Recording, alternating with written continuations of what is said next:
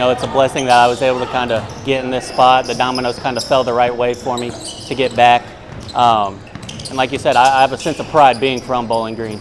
So I want to come in, do the best job I can for the kids. Football's been very successful, and I kind of want to bring that to the basketball court as well. A lot of the same kids play, so I know they know how to win and get back to kind of the winning culture I had when I was in high school. Andrew Martinson certainly won't lack for building blocks in trying to reinvigorate basketball at his alma mater.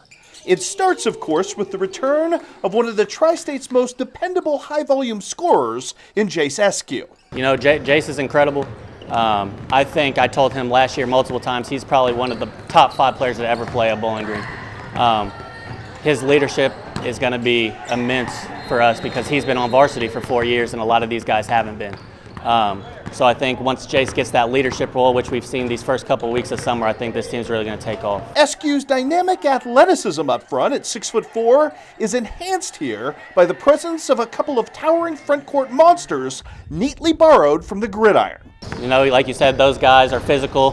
Aiden's probably going to be a D1 football athlete. Jace is very, very athletic, especially being 6'5", and then Oliver. And we got some sophomores coming in that are really going to help us space the floor and let us get downhill and play a little bit faster than we have been before. As well as an infusion of young talent headlined by incredibly skilled sophomore-to-be Ryan Hall.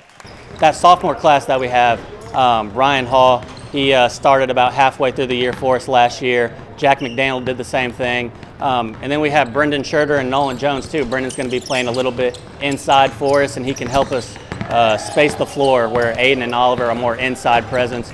And then Nolan kind of can do everything.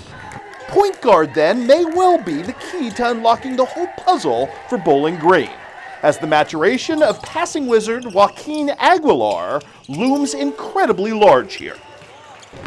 The basketball part for Joaquin isn't what we're worried about. We want him to come in, show up on time, be a great leader now that he's a senior. And I think those guys, once they see him do those things, they'll understand nobody is above kind of the rules and the culture that we're trying to set here.